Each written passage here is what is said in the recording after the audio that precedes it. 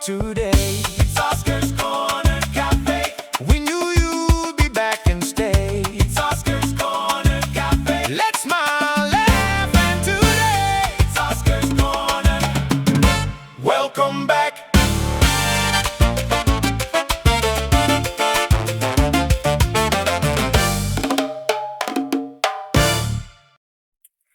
Okay, good morning, everybody. Welcome back to Oscar's Corner Cafe. We're doing something very different in today's episode. I'm actually on the road right now, and I'm gonna be recording the entire time. So this is definitely gonna be a little bit of a more of an interesting podcast, a little bit different than I think we've done before. I haven't done a phase one, unfortunately, in the past couple of weeks because we've been so busy with day-to-day life, comp sports, and other daily activities, and it's just incredibly overwhelming. So I decided to do the episode today, and do it in this format, just because I feel like in the morning around 4 o'clock, 4:15, I'm already up anyways because I have to go to work again. I still have a 9 to 5 job, and not 9 to 5, more like 7 to whenever I'm off. But right now, I'm currently headed to southern, or basically to the south. I'm headed to Modesto, then Visalia, then Hanford today. So I'm going to be on the road for quite a bit, just to kind of put out some fires and deal with some issues we got going on at one of the projects that we just started from last week. But that's neither here nor there. So since we are on this topic, happy morning to you. Today is 4:15 in the morning. And it is early.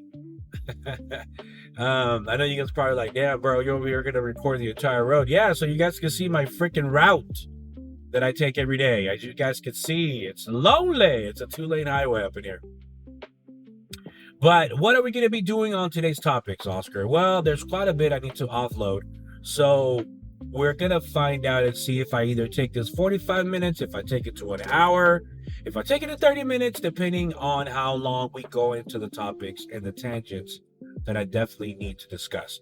Now, a lot has happened in the past couple of weeks, both in my life personally and also on social media. And I'm going to try to navigate myself through those stories and my opinions without getting myself in trouble.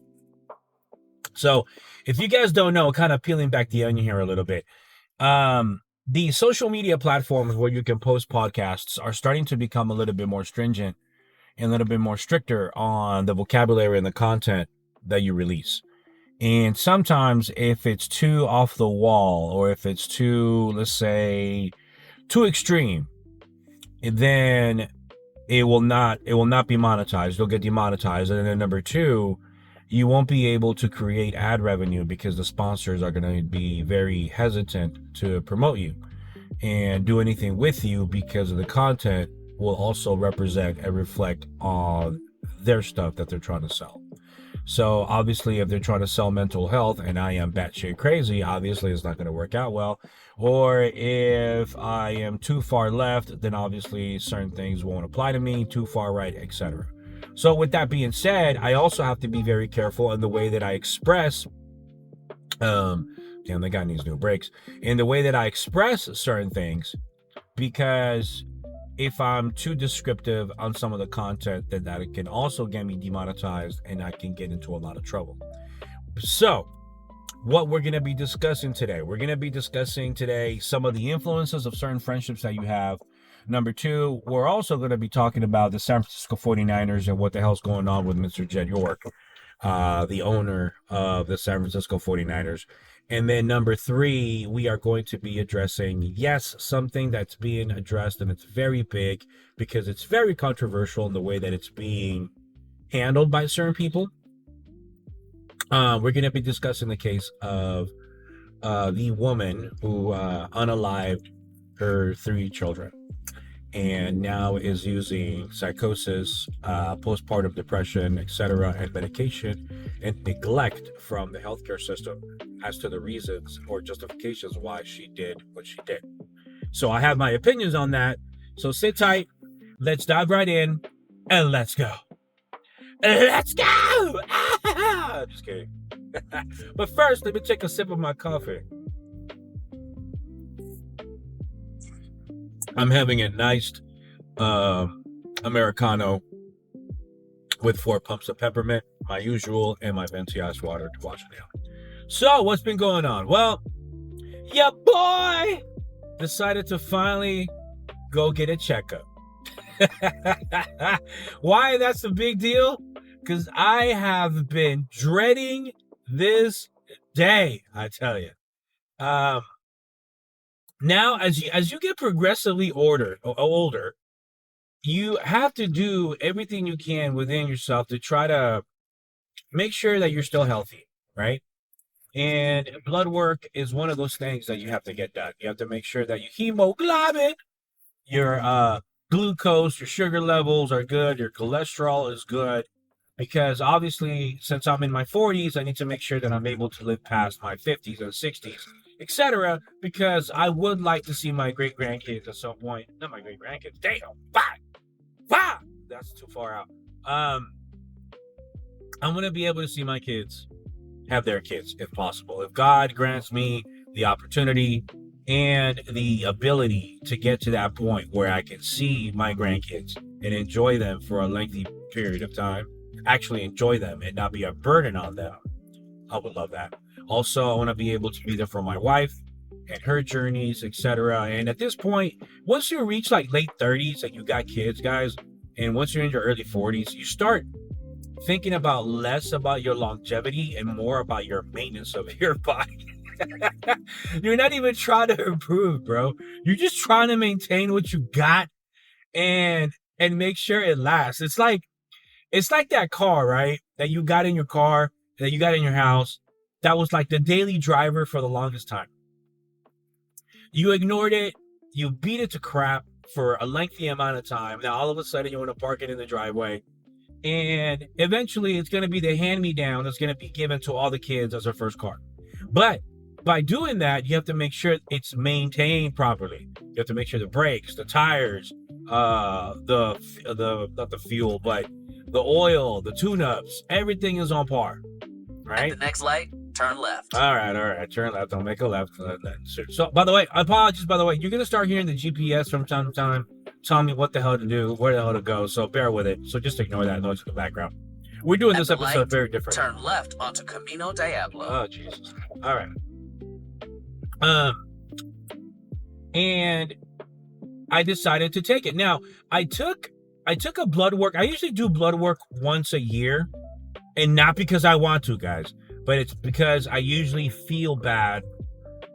Generally speaking, last year, I think I felt really bad. And I think it was when I was telling you guys that I was drinking heavily and I had a lot of concerns because of what was going on with somebody in my family.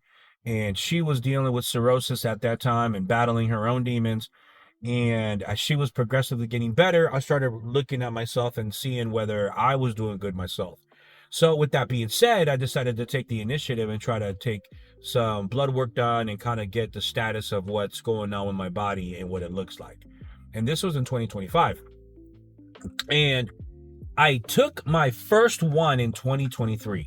In 2023, I can honestly say it was probably turn right onto Byron Highway. The worst I've ever felt, the worst I think I've ever been. And it was, I want to say it was probably 2023 was the year that I was consuming alcohol heavily.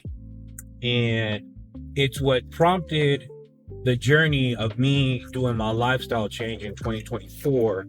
Then in 2025, I decided just to kind of really scale back, just because when I did my blood work in 2023, there were some concerns. Obviously, I'm not going to bore you with the details, but there were some things in my body that was sending major red flags for me to stop.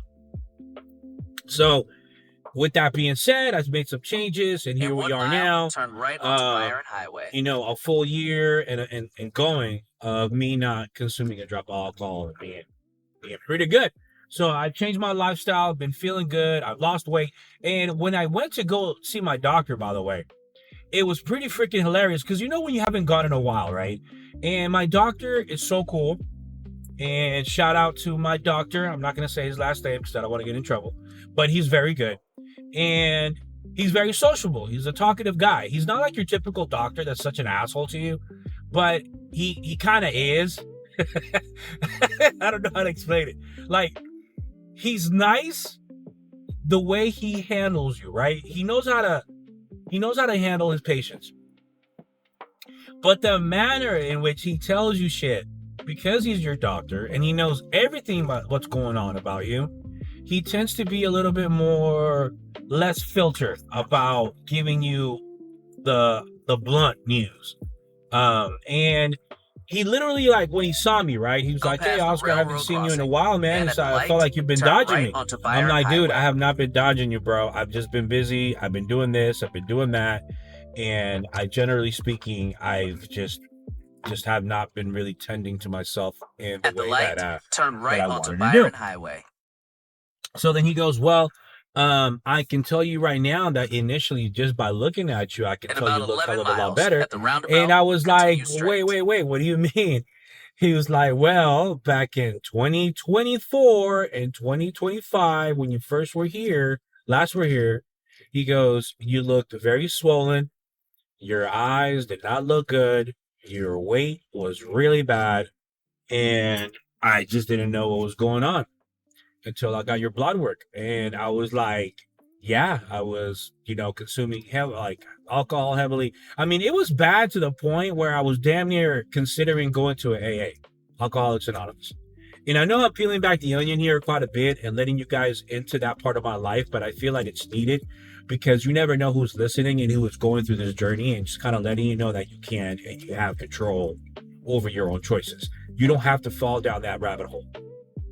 And I know that some people do it for whatever reason, whether it's a coping mechanism for whatever the fuck they're going through or whatever it is. But in my case, it started off as something that I used recreationally, but it became something that just took a part of my life, and I fell down that massive rabbit hole, and it turned to be a bigger problem. But with that being said, so I saw the doctor, and the doctor was like, "Yeah, man, last time you were here, you looked a little rough." And I was like, "Damn, dude, really?" He's like, "Yeah." And then he showed me the stats, and I was like, "No way, dude." I was like, okay, I was 25 to 30 pounds heavier than I am now. And I remember that too, because I remember I used to buy the clothes that, and again, it's a little embarrassing, but fuck it. People are going through it anyway. And the clothes just didn't fit me right, and I thought I was just being swollen. Now, I was swollen because of the alcohol and because I just obviously packing on a lot of calories because of the alcohol consumption.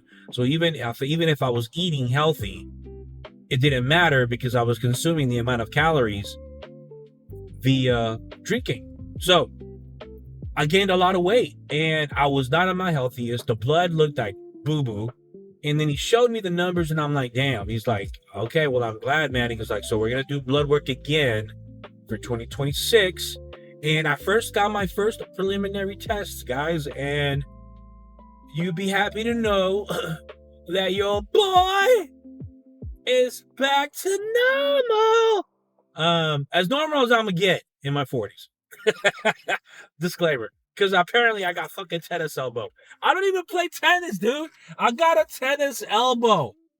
Tennis elbow, guys. Tennis elbow. You know what a tennis elbow is? For you non-tennis players, I'm not a tennis player, by the way. But that's what it's called. It's when your elbow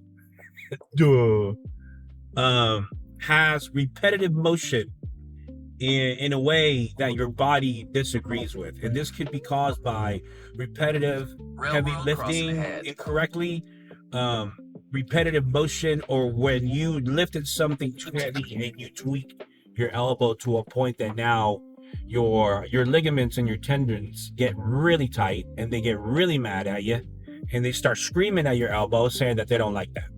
That's basically, I could describe it. So with tennis players, the repetitive motion of going left and right horizontally with your forearm, that muscle that goes there, it will get swollen, it will get aggravated, etc. So now I'm dealing with that. But my knees are fine, my ankles are fine, toes, back, neck, eyeballs. My heart is good. My lungs are great. I don't smoke apart from the casual cigar that I have with my family, maybe once in a blue moon. But I'm in a good bit of health. So super excited, super stoked. I got to continue on my journey. By the way, there is something that I'm going to surprise you guys with a little bit later. I am going to be embarking on a health journey, and you're going to see the changes within me gradually on video. And I think that's probably going to be more of a visual thing. And we're going to go through that journey together. I have a goal. You know, I'm walking more. I'm going to exercise more.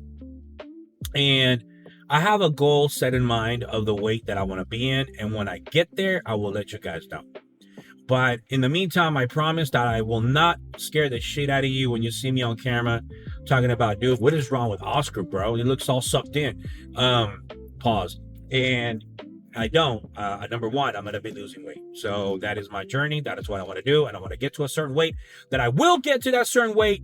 And then we're going to keep it off. And we're going to do our thing. Now, on to topic. The first one that we want to digress and dive into is the influences in sports. And this is dedicated to the parents, to the athletes that are listening to this. Shout out, JP. If you're listening to this episode, this primarily goes a lot to you, buddy, just because I know you're doing comp sports and you listen to the show.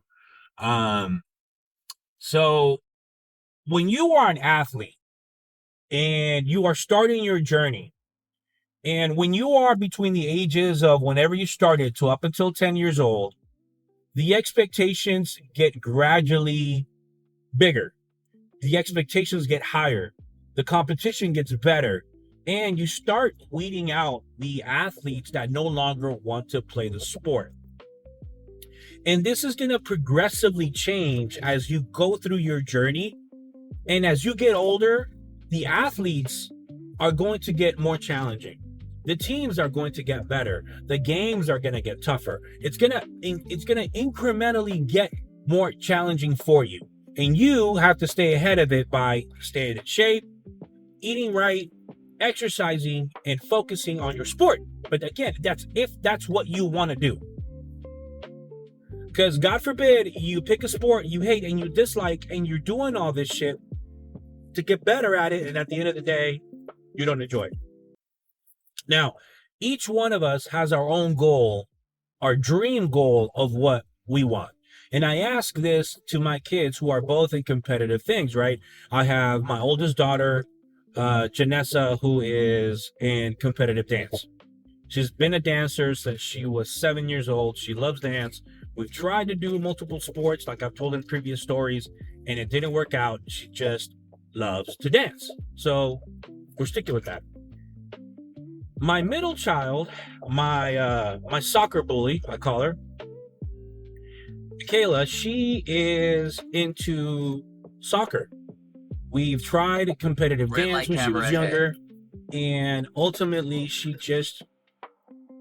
was doing competitive dance and comp sports, and she couldn't do both. And she made the mature decision at 8 or 9 years old, where she approached me and my wife saying that she didn't want to do comp dance anymore. She wanted to focus 1,000% on soccer because doing both was just too much. Okay, well, if you're going to commit to one sport, I want to see pure effort. And this was, 3 years ago. And she's been pretty successful. If you guys follow me on social media, you'll see that she's won a lot recently this year. And she is with the first team for her age group. She's with the first team for the club. Their blue team, they call it. So they have 3 colors. They have blue, which is their first team. Yellow is their second team. And their third team is gray. And she is part of their blue team. And they went to Beaverton, Oregon, which those stories were wild. And they won the tournament championship. And they came back and they won another tournament in the city of Pleasanton. And it's something that she has not done with her club and since she started. So it's been a very successful year for them. And then my son, we just don't know yet. But now both of them are starting to notice what I'm telling you right now. The competition is getting different.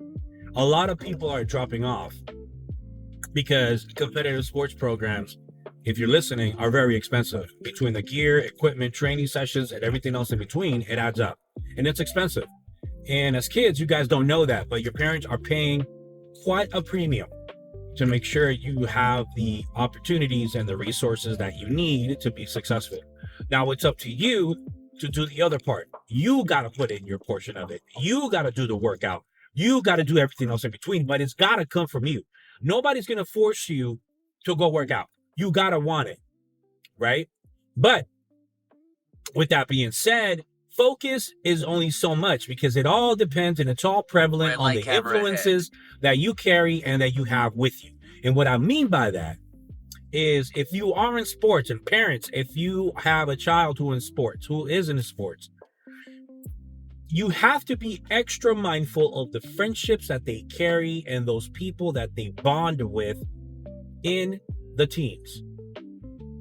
That is critical, especially at this age between the ages of 11 to 14, where they are more likely to be easily influenced. Again, because if you're dealing with boys, the hormones are going to start kicking in. Puberty is going to kick in. And it's going to get weird, right? Because their bodies are going to change. They're going to start feeling certain things if they're not feeling them already. And it's going to get odd. It's going to get weird. It's going to get strange. And with that being said, other boys react to those changes in their bodies differently. Some embrace it. Some become even more fucking curious. And some become just what they are, right? But with that, you have to learn how to navigate that and know when your kid is going through those changes. And what that can translate to in trainings and in sports is focus and engagement in the sport.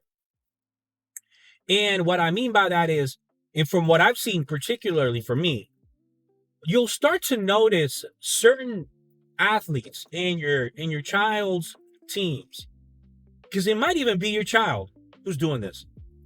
There tends to be always one or two that are always less focused than the rest. There tends to be one or two players that are not as locked in as everyone else, and they are the ones that tend to probably get in trouble a lot, get yelled at a lot, the one that the coach is always calling out. And those are the players also that sometimes find themselves coming off the bench a lot more often than not. The problem with that is that if your child becomes friends with that individual, there is a higher likelihood and probability that your child is not being as engaged in practices as he should and not truly maximizing their potential. So if you are an athlete and you are aware of your buddy who's a fucking distraction and won't let you focus, you gotta cut him off. You gotta have that conversation with your friendships and be like, hey, during practice, I need you to stay over there. Don't get me caught up in your stuff because I don't want to do burpees. I don't want to do suicides. I don't want to do none of that. Stay in your lane. Leave me alone. Because you don't want to get caught up with the coach thinking that you are the same way as this person. Because you are always going to be guilty by association. If you hang around hoodlums, there's a higher probability that people are going to see you outside on the road and they're going to think you're a hoodlum. If you're around people that smoke nothing but weed and you are the only one who doesn't, which is odd, weird, but you might be that one and their people are going to assume the worst. You get what I'm saying? So be mindful of who you hang around with, because the perception will be is that you are that type. So don't do that. And parents, if we are at practice and if we see our child engaging with another athlete who is a complete and utter distraction to your child, you got to nip it in the butt and have that conversation with your child, with your young kid, and letting them know that you are not okay with that. And I'm seeing that now more and more and more, because remember, like I said a few moments ago, it's going to wither out. It's going to be filtering out. A lot of the people, a lot of the kids that you are currently engaged in right now in sports won't be here next year. whether it's because it's not financially possible for the parents to keep up with the costs, they might move, or they might lose interest in the sport altogether. Again, when puberty freaking hits, it's going to hit hard. And I mean, so people lose complete focus and they become girl crazy, they become boy crazy, and their hormones are just running amok, where their interests are going to be consumed with something completely different than the sport that they've been doing now for X amount of time. So be mindful of that. And I'm going to give you an example of some bad situations and bad scenarios, right? Now, when I was younger, about 15 to 16 years ago, I was going to college.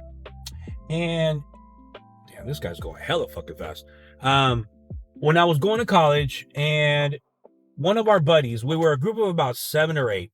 At the next light, turn left. And we were all, at that time, we were big partiers, okay? We're college kids. So we were doing dumb stuff, always partying, and always like drinking and partying, dude. That's what we were doing. And then for me, and I hate to say this out loud, but my life involved, at the light, my priorities were onto West Grand girls, partying, then my studies, right? And that's not a very good example, but again, that was my college life. That's what it was. I was consumed by it.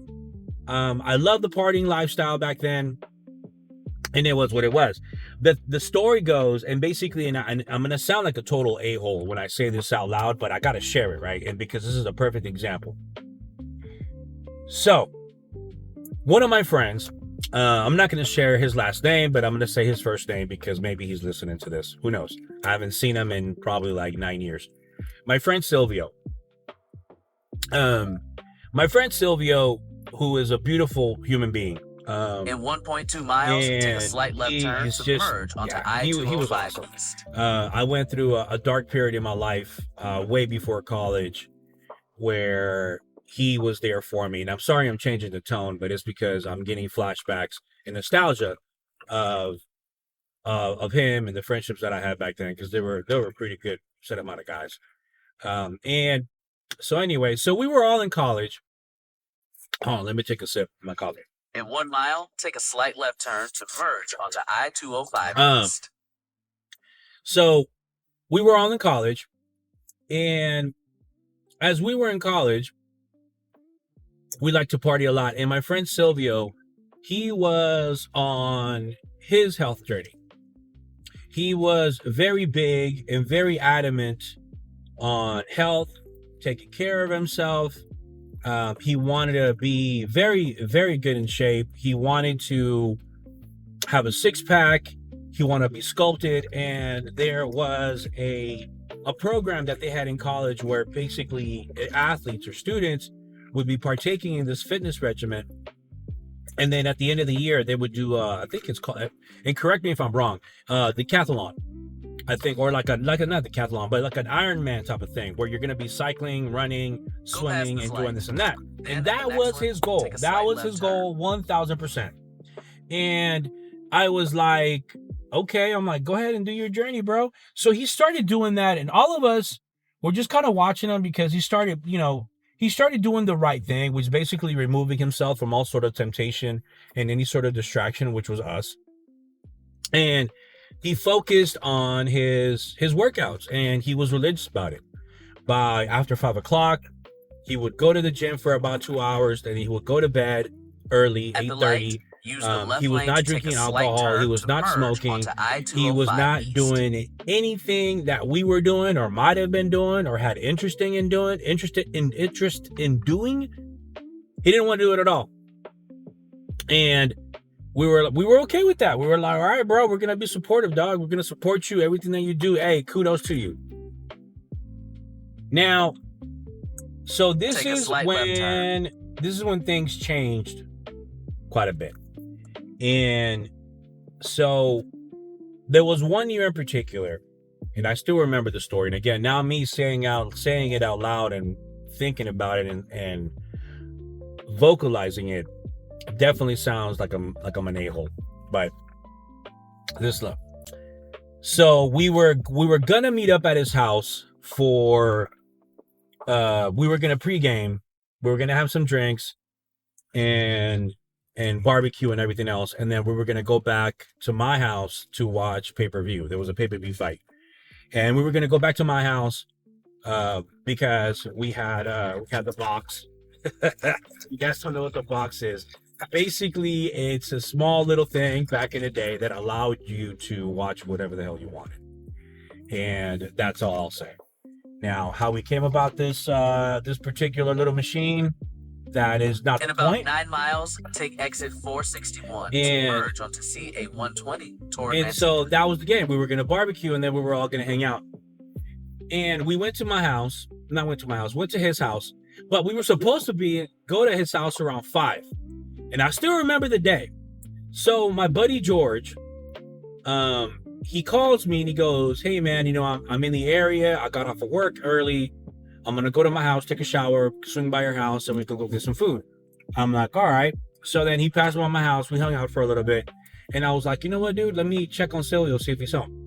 So I called Silvio. He was home. And then I got the bright idea, because again, it was me. I was like, let's go to La Carniceria and let's go get some food to grill. Let's go get some chicken. Let's go get some carne asada. And let's go pick up our buddy Jeff and our buddy Ronald. So we start making the rounds, start making the phone calls, and everybody's home. So because everybody's home, we start swinging by. We all get in one car, and we pick everybody up. We go to the carniceria. We get the charcoal. We get the food, and then we also get the beer. And we get, I think, like a bottle of tequila. Now back then, because we're college kids, we're not consuming the hard stuff. We're not doing whiskey. We're not doing none of that fancy shit. It was more like tequila and beer. That's as fancy as we got.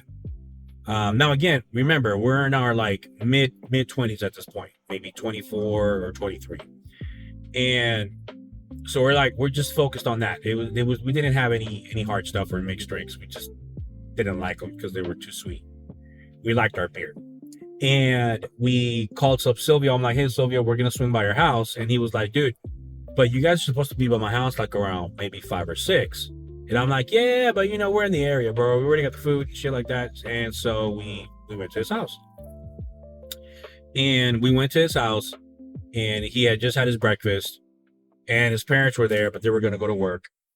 And we hung out. And I still remember he jumped in the shower, took a shower, got himself ready. And we noticed that, and it's the first time we've seen the progress of my boy Silvio. And he was chiseled. I'm not going to lie. No homo. My guy was cut. He had his triceps, biceps. He looked great, in great shape. And we're looking at each other like, damn, bro, what the fuck is that? Oh man, you know, it's me working out, dude. I was like, oh shit, dog. So we start poking fun, right? How we look all out of shape, and he's the one that's in shape. Mind you, we were in our mid-20s. We weren't really in bad shape, to be honest, dude. I think if we hit the gym a little bit harder, I think it wouldn't take that long for us to get there as well. But again, it takes the commitment level, right? And so we do that, and then my buddy Ron is like, hey man, why don't you have a beer before you work out and just pregame with us? And he was like, nah, I don't want to do that. And obviously, of course, after a lot of, you know, peer pressure, unfortunately, he started partying with us. And at the end of the day, he didn't end up going to his training session that day. And then him and Ron started hanging out, and basically he was going less and less. More of the story is that he never ended up doing the Iron Man thing. He ended up being a party guy, just like us, because of the influences that we caused on him. Now, I say this story knowing that it's going to make me seem like a total douchebag, but it's because that's the example of bad friendships and bad influences that you can have. And you have to learn to, or at least advise or teach your child to be mindful of those distractions. Not everybody is going to be locked in as you. And it's something that I tell my daughters all the time is, if you're going to be hanging around with anybody who is doing the same sport as you or in the same team, you want to make sure that at least you befriend or lock in with somebody who has the same interests and the same focus as you. Because if you're hanging around with people that have the same focus and are locked in as you, there's a higher probability that you're going to continue onto your journey and you're going to get even better, because you're going to be surrounding yourself around somebody who will not be a distraction and instead will be a motivation to you. Because if they're doing it, then you're doing it. Then that competitive drive within you is going to want you to do more and get better. But then there's the contrast to that. If you befriend somebody who is toxic and is not going to be as engaged as you in sports and athletics and getting better, then there's a higher probability that you will also not be as engaged, because you're going to be the only one trying. You get what I'm saying? And the temptation is going to be too tempting to be on the opposite side of that, and that it looks more fun not to do shit than it is to actually work out. And that's where right now my daughter currently is. She is currently in a situation that she's seeing, because she's expressed it to me, that at practices, not everybody is locked in. And when you see the games and you play them back on the recording device, right? We have this camera called a VO that records all the games, and you can record them, play them back.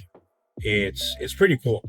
And if you guys know the cameras that I'm referring to, you probably know it's called Trace or VO, where you can record the entire football game or soccer game and you can play it back. You can stream it to people that are not on site and kind of go from there. But you can see it on the game that those athletes that are not as engaged or as locked in, generally speaking, come off the bench, and when they play on the field, they're just running around and not really knowing what the hell to do. So they are going to the practices, but they're not really capturing the benefits of the practices or what it means. And that is bad. That is the biggest problem, and that is the biggest issue. And my daughter, Michaela, she's kind of starting to notice that. So she's slowly, gradually distancing herself away from those temptations. So during practice, I see her kind of gravitate towards players that are locked in. And she's doing that willingly. And I'm not even telling that to her, but she's noticing it. And when she watches the games back with me, she can see them. And she's like, so-and-so was out of position. They didn't mark. They didn't drop back. And in some cases, they started walking on the field instead of running, which is a bad sign. Very bad body language. And it resulted in the other teams scoring. And it was bad. It was really, really bad. And I saw that with her, and she was just kind of shaking her head. But the players that she saw are the ones that are underperforming right now. Stay in the and second unfortunately, lane, though, one of her very good friends is in the same situation as Michaela was, where she's trying to have that balance of, I don't want to hurt this person's feelings, but at the same time, I don't want to be sucked into their bad behaviors and get myself in trouble. Use the right two lanes to take exit 461 to merge onto CA 120 toward Manteca. All right, I'm headed towards Manteca, guys. And so that's where we're at. So circling back to the whole temptation thing, be mindful of who you hang around with if you're an athlete. And if you're a parent and you see that behavior, nip it in the butt. And if your child is the one who is distracting the other individual, and this is why the part that I think is extremely important, if you are able to be there at your kids' practices, freaking be there so you can see the behaviors of your child when you are not there. Or that you'll see, because you'll be able to see it yourself. You'll see it with your own two eyes. In about 6 miles, take exit 6 on the right onto CA 99 South toward Modesto. You're gonna be like, dude, my kid is being not a very good teammate. Yes, that's exactly it. That's exactly it. And that is my point. That's the stuff that you got to be mindful of. And this is why it's so incredibly important to engage and take interest in your child's sport. But again, here's the caveat: if you are able to.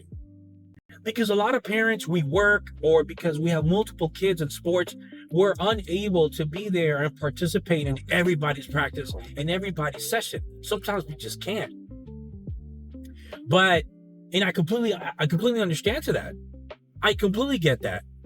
But if you are able and you are choosing not to, you are doing yourself a disservice, and you are basically sending the wrong signals to those kids who are still young, that you don't give a hoot or give a crap about how they perform. So instead of giving you their 100%, they are giving you 20, they're giving you 30, they're giving you the bare minimum just to stay on the team, to appease you. And that's not good. And I see that all the time. I see it from parents. Now, if you are blessed to have a child who is completely independent and does not need codependency from other players to be validated or be good, or doesn't need a parent to be there, they just perform because they have that wired within them that they are competitive, then that's a whole different story. But those players are far few in between. And right now, at a young age, they are not there. They just aren't. So if you know your child and you are able to be there for them, especially at a young age. If you have 3 kids, you're going to know the type of kid and athlete that you have. Make very, very key critical decisions to focus on the ones that you think need more hand-holding right now. And if you notice that your youngest needs more attention than your middle, balance your time out. Be there with the youngest one. Call them out on their stuff. If they are underperforming, if they are distracting other kids, call them out. And you, as an athlete, you also have to be mindful of those behaviors. If you see your name, or if you hear your name being called out more often than not by your coach, there's something going on. If you are grouped into trainings with, because they usually break them down in groups to do certain activities while training. If you find yourself with your friend who distracts you, move the F away from the group, or have a conversation with your buddy like, bro, I'm tired of getting in trouble. You stay on your lane. I will do mine. I see you anyway. I talk to you every day. Dude, at practice, bro, I want to get better. I want to lock in. And if you send that signal to that child or that player, one or two things are going to happen. They're either going to be in their feelings and they are going to take it to heart and they're going to get butthurt and not talk to you. Or number 2, they're going to be a real good friend. They're going to understand and they're going to give you on the right onto C899 South toward Modesto. So that's the part that you have to make a pivotal decision. You got to quit trying to appease everyone. I know at a young age is difficult, but you have to start doing that, because right now, between the ages of 11 and 14 is when you are going to start separating yourself from the people that care to get better and the ones who want to stay stagnant. And you have to reflect about what your goal is going to be. Do you want to go to college? If your answer is yes. Do you want to go to a D1 university? Yes. Do you want to play professional football or professional soccer or go to college? If the answers are yes, then you have to make the sacrifices and commitment from your end to do so. Your parents ain't going to do it for you, because if they do it for you, we're assholes. Because if it comes out of us and we tell you, you got to quit hanging out with Timmy and Tommy because they're a distraction for you, then you're going to get mad at us saying that we're telling you what to do. And then you're going to do total fucking opposite, because that's what kids do. I tell you to go right, you go left. So be careful with that. Now, use the right lane to take exit 6 on the right onto CA99 South. The other part of this podcast is the San Francisco 49ers. So here is an update. So Mr. Jed York, the owner or the majority or one of the majority owners of the San Francisco 49ers, right, was recently arrested in East Palestine, Ohio, which I never even knew existed. And allegedly, well, not allegedly, but he was basically arrested for it. Apparently, there was a very large federal investigation sting for people that wanted to solicit individuals for activities, right? Or pay for stuff, pay for certain behaviors. And during that sting, apparently, Mr. Jed York visited a particular website soliciting those type of employees for activities and pay for their services. And apparently In 8 miles, he take had exit reached out to 232 that onto Hellendale website, Avenue. I guess, on multiple occasions, not just one, but about maybe 3 times, according to reports. And during those exchanges with, obviously, it was a federal agent on the other line, he scheduled a meeting at a random ass trailer park in the middle of East Palestine, Ohio.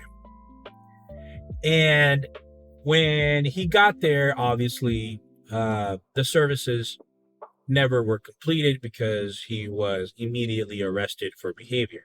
Now, the stuff that I find interesting is that apparently he was found to have had criminal tools. Whatever that means, they're not disclosing exactly the items that he had in his person or on his vehicle. But let's just say Mr. Jed York is into some kinky stuff. And whatever that is. So use your imagination, what you think that is. But apparently that was the deal. So he gets arrested. He pays like $1,100 or $1,200 in fines. He pays $160 here, $160 there. But now he's completely embarrassed. Now, why it pisses me off is, number one, the team doesn't need this type of distraction, right? Number two, what the F are you doing in East Palestine, Ohio? Like, honestly, dude, let's go through this thinking process, right? You literally went online, you searched up and Googled what you were looking for. You found an ad that jumped right at you and got your attention. Then you clicked on no more. I don't know this. I'm just assuming here.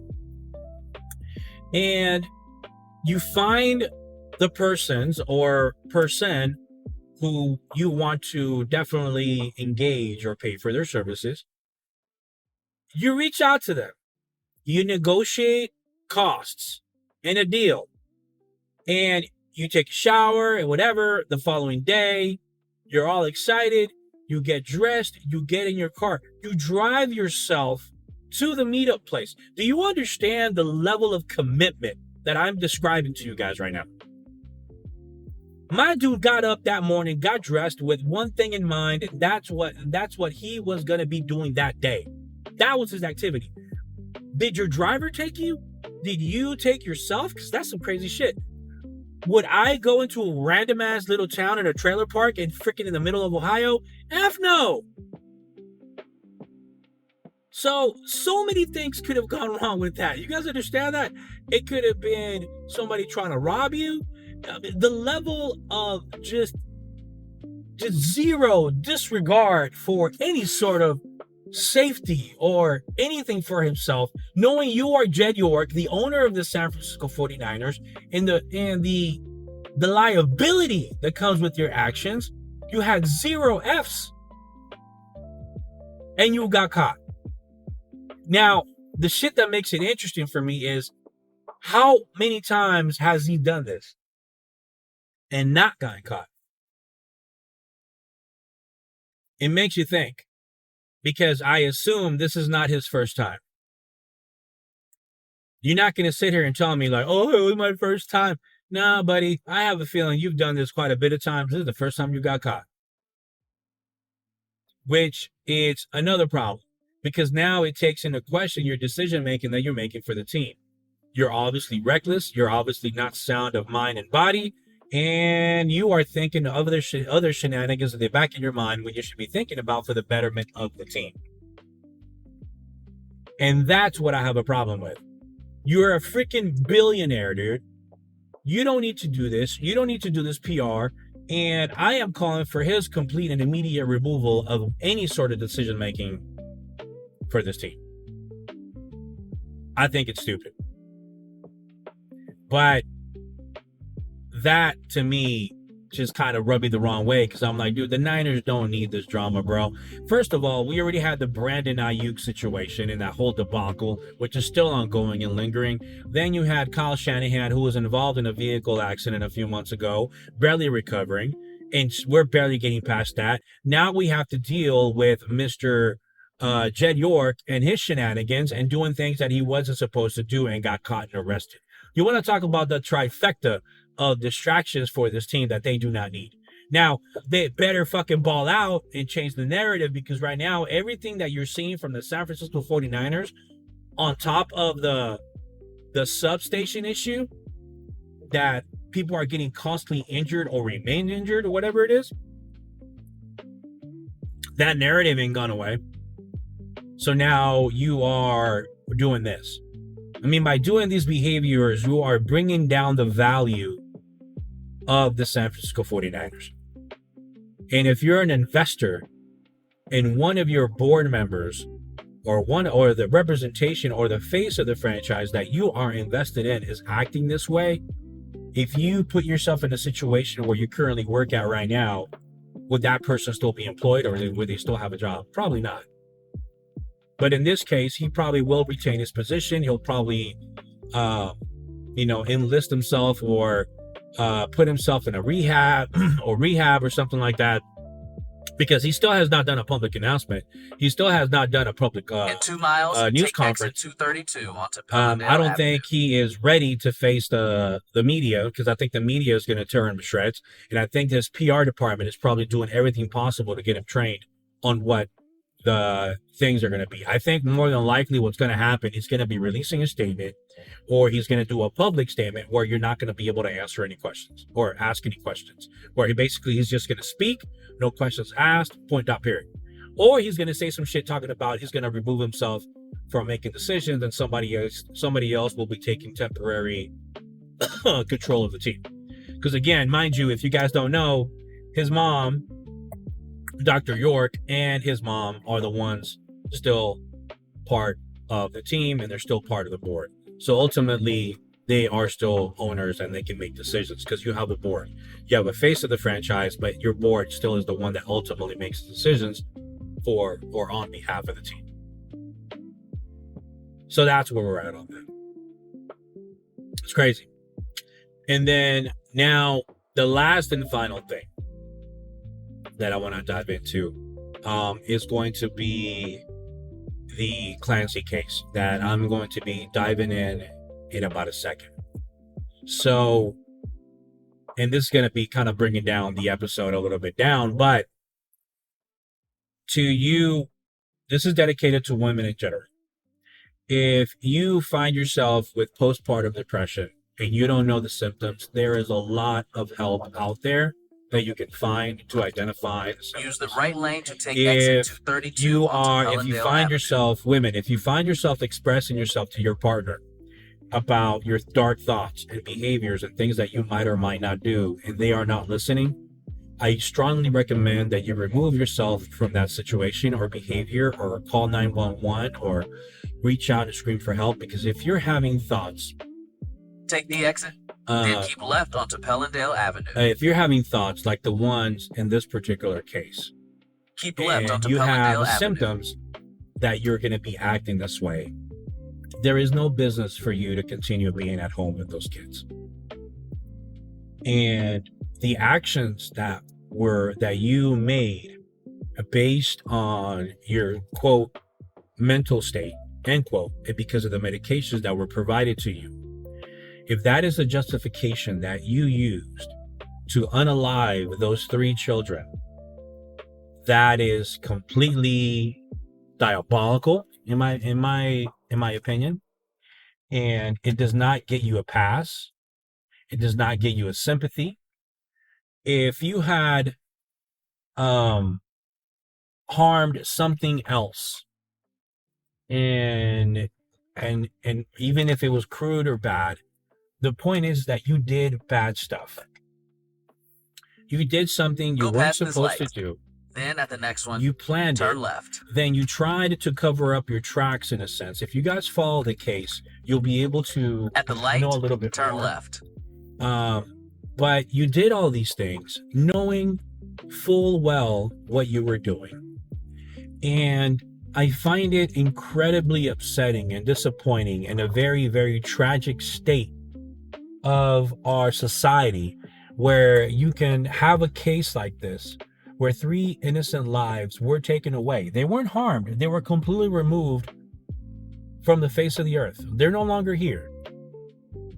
And you're going to give this person a pass because of medications, results, or whatever. I'm sorry, but I am not with you on that one. I just can't. You've entered the parking lot for your destination. I don't find it in myself. I just can't. There is nothing in my body that can justify or be okay with said behavior. Nothing. I just can't. I just can't. I don't see a situation where any of this is acceptable. I just don't. I see a lot of red flags that were obviously missed and might have necessarily not been the right ones, but at the same time, it's sad and it's tragic. And I know people go through stuff, and I know there's a lot of mental states, but when you get to a point where you are harming other individuals for whatever reason, I just don't see the logic in your mind that would prompt you to harm someone else for punishment of how you feel. That part I just don't get. And there's a lot of factors as far as your mental state that people go through that you just really don't know. But according to reports and according to the case files, she was having a dark passenger, I like to call it, who was speaking to her and letting her know that, or what they wanted done. And that's why she acted the way that she did. The part that I find interesting about the case, and one of the doctors, so one of the psychiatrists and psychologists say the same thing. At what point did this dark passenger make themselves known and started influencing your decisions and telling you what to do? And because prior to this, there was no such communications of this particular behavior to anyone. And according to her husband, because people are hilarious because they're blaming her husband in all of this because of his behavior. I mean, what do you expect him to do?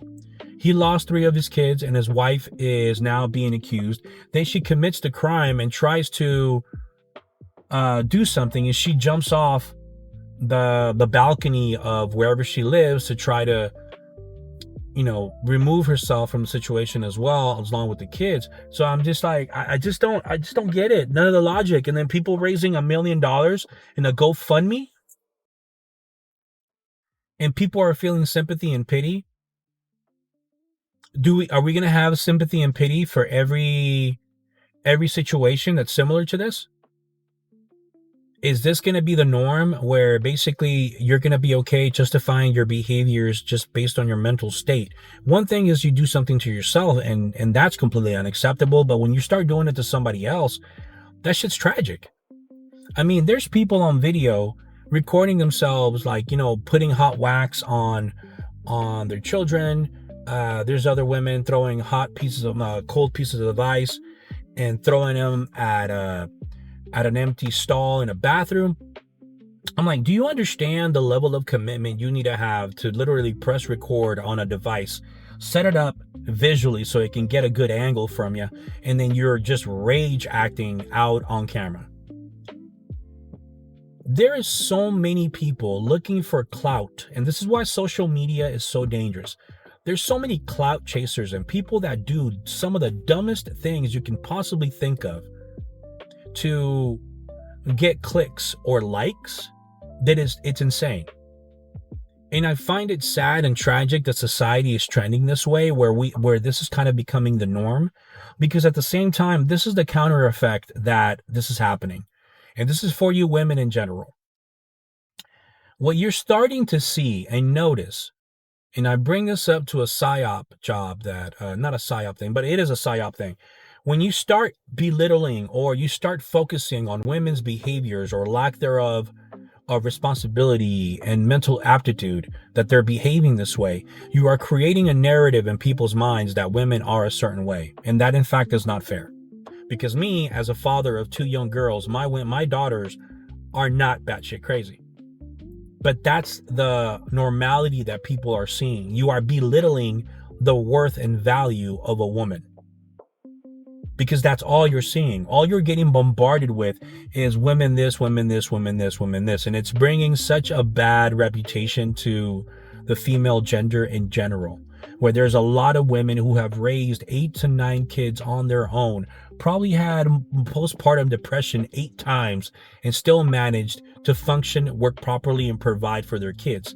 You don't hear those stories. You don't hear of the single moms that put their kids through college. You don't hear about the moms that put their kids through college, university, or are now in D1 sports. There's a lot of athletes right now in the NFL and in baseball and in sports that have raised their kids on their own because they had an absentee father.